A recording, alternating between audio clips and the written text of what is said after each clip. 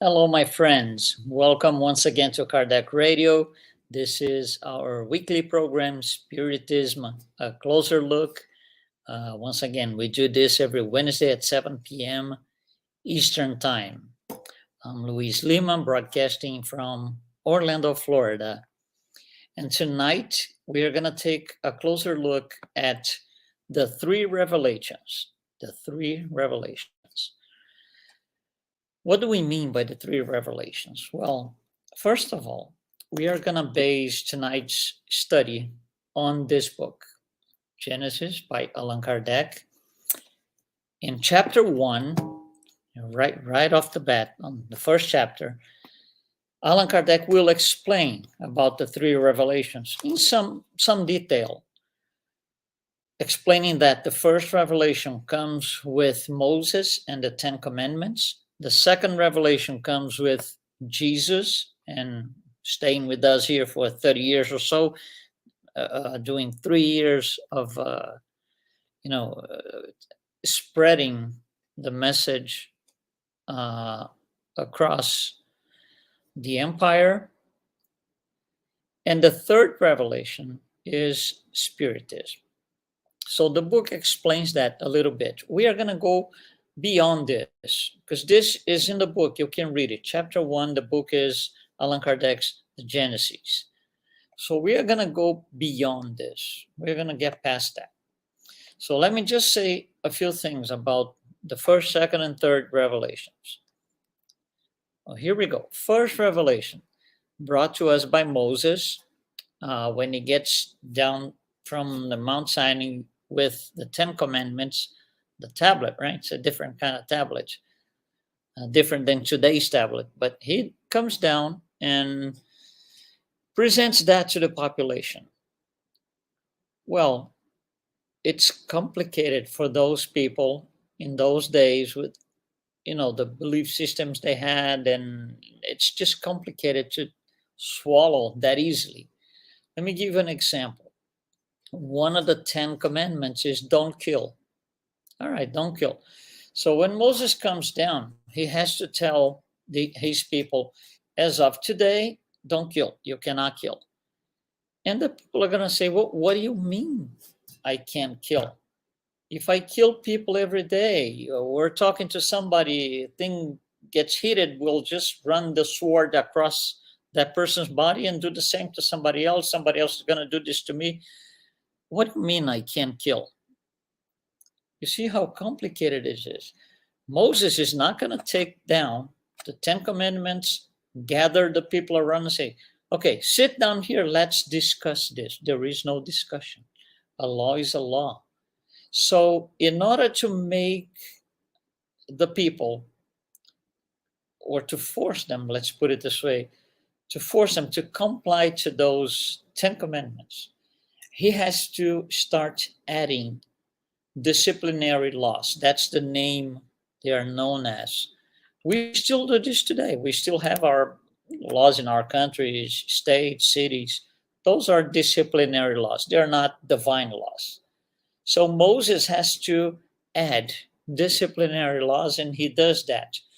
613 disciplinary laws, plus the 10 divine laws makes it 623, which are generally known as Mosaic laws. So the first situation here is these people will not follow. If you're nice to them, okay, what do you think? Do you want to follow? Yeah, I'm going to follow. You don't?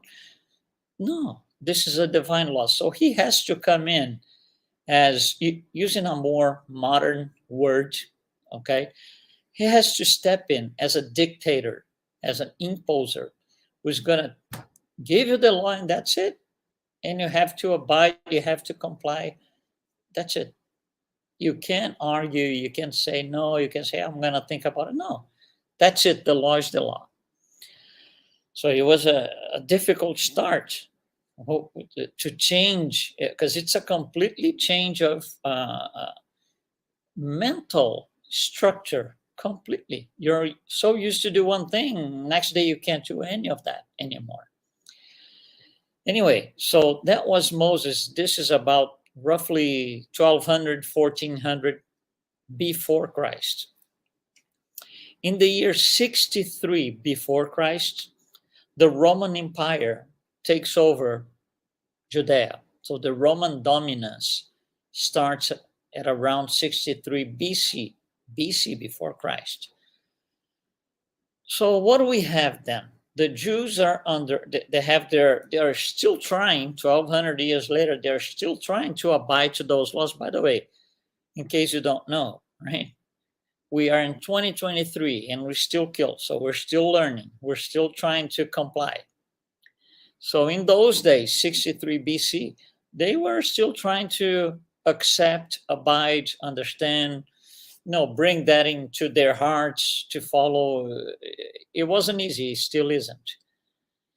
Under that, also they have another element of pressure, which is paganism.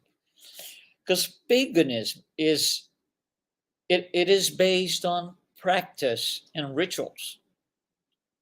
So they were forced, the Jews were forced to do rituals, sacrifices, and so the Roman soldiers would force them to do this because the emperor just said you have to do this, or this king or that king is telling you to do this. And they would say, we don't believe it. We don't believe this thing. We don't believe these sacrifices. We don't believe these attitudes. And the Roman response was, we don't care. You have to do it. So here's the first difference. Paganism is based on practices and rituals. Judaism is based on belief. I believe in this or not. So there are two different, the criteria is different for one and the other. So you as a Jew, it doesn't matter if you tell the Roman soldier, I'm not going to do the sacrifice because I don't believe it. He doesn't care if you don't believe or not. It's a practice. So the Jews were very unhappy because of all these Roman practices that they had to follow in a way. They were being forced to follow and they didn't believe in those things. And the second is they didn't appreciate at all the fact that they were paying taxes and the taxes were going back to Rome, to the emperors. They wouldn't benefit from paying taxes. That was their idea. So they show signs of revolt. So that's what goes around the first revelation. In the middle of all of this, Jesus comes up to present us with more revelations. That's the second revelation. So the first revelation, 10 Commandments. Second revelation, Jesus is going to tell us a lot more than just 10 lines. So Moses comes as this dictator / imposer. Jesus is not going to come this way. First of all, Jesus is going to explain that he's not there to destroy the law. Now, it's got to be understood. What is the law he's referring to? The divine laws. How many are they? 10. He did not come to destroy the 10 divine laws. However, the 613 will have to be adjusted so society can, grow and evolve. But for the Jews, because they thought that all the 623 were divine, they complained. They said, this guy is coming to destroy the law. That's not true. He doesn't come to destroy the law. He comes as a counselor. You see, Moses had to impose. Jesus is not going to impose. He's not going to do anything to anybody. He's not going to go against anybody. He's this great counselor, this great friend, really. So he would say things like, like the adulterous woman. He would just understand the situation and tell her, I don't condemn you. I'm not against you. However, let me give you an advice. Don't do this again. So he comes to provide advice on how to behave. He comes in as this great counselor. Then we go through a period of 1800 years on and off with the church, doing all the absurdities and everything that we know from history is not the purpose today to discuss. We'll do that on another time. And then Spiritism comes. Spiritism is considered the third revelation because it's going to reveal more than both Jesus and Moses had not revealed yet, because we weren't ready. It wasn't time yet. So Spiritism does not come from one man, like the second revelation comes from one man, Jesus, and the first from one man, Moses. At least that's what the population thinks or thought at the time. Spiritism comes from a myriad of highly evolved spirits. It is organized by one man, but this man did not create what he published. He organized what the spirits gave us. And the great difference, the biggest difference is it doesn't come as a dictator, imposer. It doesn't come as a counselor. It comes in the form of an explanation. And that's the most interesting thing. So think about this. There's a logical sequence here. Spiritism, because it had to be born, per se, after Jesus. And that had to be born after the Ten Commandments. There's a logic sequence here. So let's go back to the example that we were discussing before. Don't kill. When Moses tells his people, don't kill, they kind of, oh, can you elaborate a little bit more because I'm not getting the idea? That's what it is. With Jesus, don't kill is still there. He never said, well, forget about it. No, don't kill is still there. But his attitude is, well, if I were you, I wouldn't kill. But he can't say more because we're not ready to hear what he could have said 2,000 years ago. Spiritism is going to give you a third layer, which is, don't kill. If I were you, I wouldn't kill, because there will be consequences. You will have to offset your wrongdoing, or you will suffer on this life or any of your upcoming lives. There will be consequences because that's what the divine law is. So it's interesting that when you know in details why you shouldn't kill, it's more likely that you won't. When you're just told, don't do this, flat and bluntly, you might not pay attention, you might not consider, because you're not really understanding why there's a prohibition there. With Spiritism, there is no prohibition. It's a body of knowledge. The knowledge that we acquire and use in our own favor. Now I know that if I do this thing, if I do whatever wrongdoing, I'm going to have to offset, and it's not going to be fun. So we have three layers here. So an interesting exercise, if you will, if you follow me here, would be if we could get these three guys together in front of us, Moses, Jesus, and Allan Kardec. If we couldn't, get three chairs and sit them side by side facing us, because we wanted to interview them. Just think about this. Follow me here. Because they are giving us different perspectives on the same subject. So let's say we are going to interview these three men. Same question. Let's see what they answer. So, for example, question number 1. You brought us these laws. Whom are these laws for? Moses is going to say, well, that's for the Hebrews, the Jews. Jesus is going to say, this is for all people on earth. And Allan Kardec is going to say, or Spiritism is going to say, this is for the entire creation. The laws on earth are no different than the laws for Jupiter, any other orb, galaxy, whatever they are, for the entire creation. You can see the three layers here. Same question. Three different responses, three different intensities. So let's continue the interview, right? Question number 2. How long are these laws valid for? So Moses, they are valid for your entire life. When you die, that's it. Doesn't apply anymore. All right? Jesus, these laws are valid for your whole life, both corporeal and spiritual, which not necessarily was understood at the time, but that is the answer.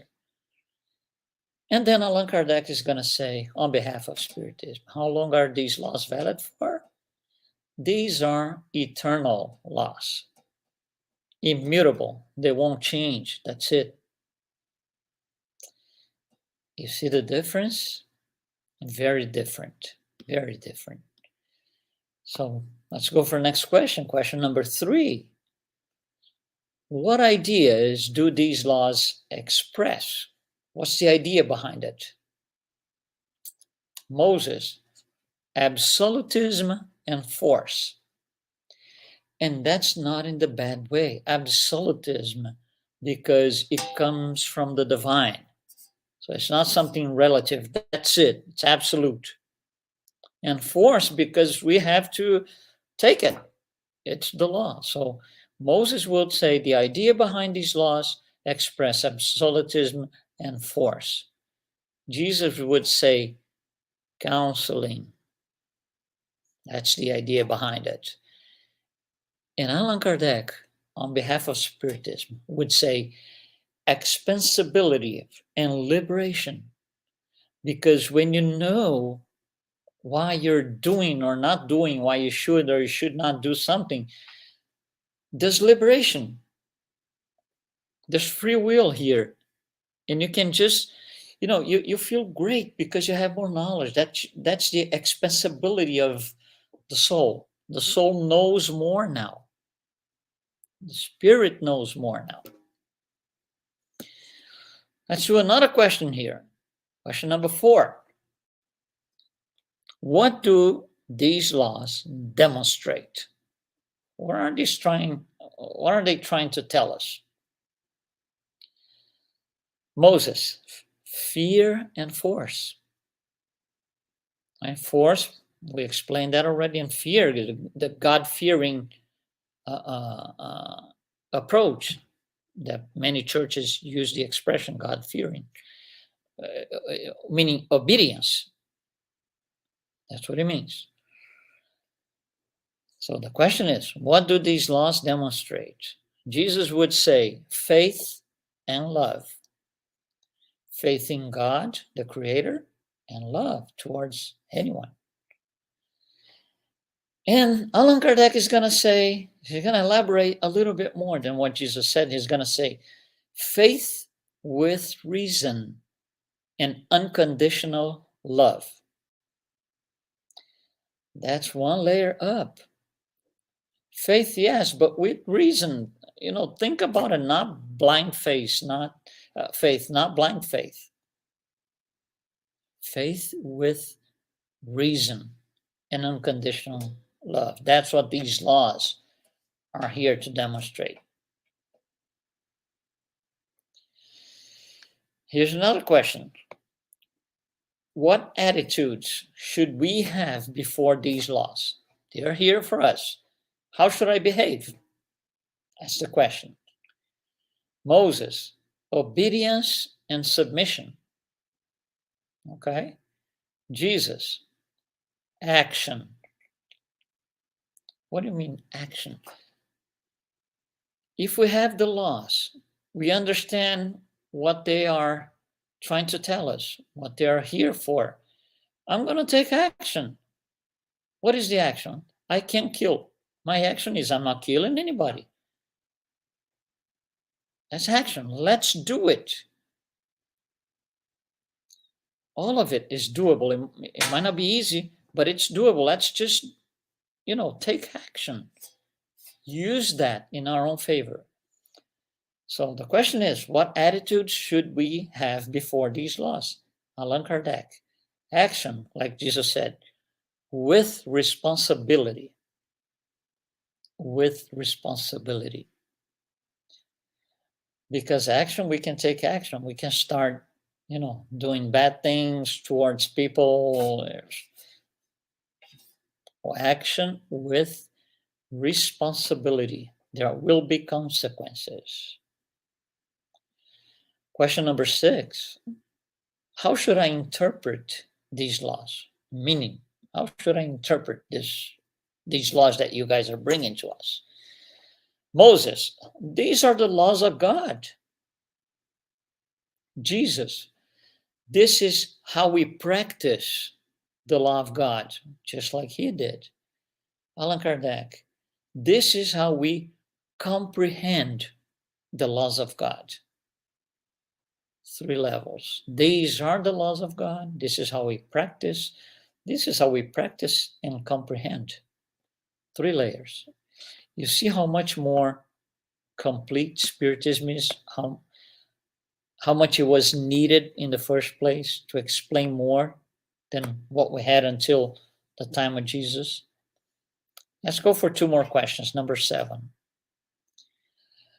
How would you call these laws? If I have to put a name on them, how would you guys call these laws? Moses, the law of justice. Jesus, the law of love. Allan Kardec, the law of the eternal truth. It's never going to change. It's there, and one day, I don't know when, it's different for anyone, but one day we will comply fully. It might take a few more lives. It might take many, many, many lives. It's all on us. It's free will. Question number 8. Last question. Where are these laws inscribed? All right? Moses, they are carved in stone. I did it myself. They are carved in stone. Jesus, they are inscribed, written in our hearts. Allan Kardec, question 621 of the Spirit's book, in our conscience. What is the difference between we got to put things in perspective. You see, the difference between Jesus' answer and Spiritism answer would be the law is inscribed in our hearts. First of all, Moses, in stone. So it's not even in our body. It's outside. It's a paper per se, right? It's a stone. Jesus, in our hearts. In our hearts, at the time he was with us, meaning there's a physical organ here that beats, that's our heart. It's something that gives the people the idea of something physical, physicality in the body. Allan Kardec, or Spiritism, in the conscience. So it transcends anything and everything material. It's metaphysical. That's how different Spiritism is. So a lot of people in the early days of Spiritism, they would go back to Allan Kardec kind of complaining and say, if Spiritism is fully based on what Jesus taught, and we already have the Gospels and too many, denominations of Christianity, why do we need Spiritism for? And the answer is because it brings the explanations. If I know in details why I should or should not do something, it will, first of all, liberate me from being in doubt. Should I do? Should I not do? I don't know. Am I going against the law? Yes or no? Spiritism teaches exactly what we need to know to make our own decisions. It still doesn't take away any free will. Spiritism does not forbid anything, does not prohibit anything, does not, goes against anyone and nothing. It's a body of knowledge that we know, study, we know, we take our own conclusions. So, for example, let's say I ask you, or I ask somebody, for example, are you in favor of the death penalty? And this person says, yes, I am, which a lot of folks are. And it doesn't matter where you are, what country or what state, doesn't matter. Let's assume that you just said, I am in favor of the death penalty. Think about this. You have not even understood or comprehended the first revelation, because in there it says you can kill. And if you are in favor of the death penalty, you are living at least 4,000 years ago. You're out of your time. You're living in a different time frame. 4,000 years before today. There's a lot of time for us to caught up with for those who believe in death penalty. Death penalty in any form. You know, criminal that you put to death, somebody that you just, don't like, you had an argument, you killed a person, abortion, anything that stops, destroys life. So, death penalty, if you're for it, you're living 4,000 years ago. And we can give you many thousands of examples in our daily lives. For example, let's just say that you're driving your car. And then you're going, let's just say 60 miles an hour. Somebody comes and just zaps through you or, passes you, and they're doing 90 miles an hour. So you're doing 60, the guy goes by, he's doing 90 miles an hour. And it doesn't matter why, but you just get mad and you tell him, I hope you crash your car right ahead. Let's think about this for a minute. If you say something like this, did you comprehend the second revelation? Did you? Remember, love your neighbor, love even your enemies, and you're willing that the person dies on a car crash right ahead of you.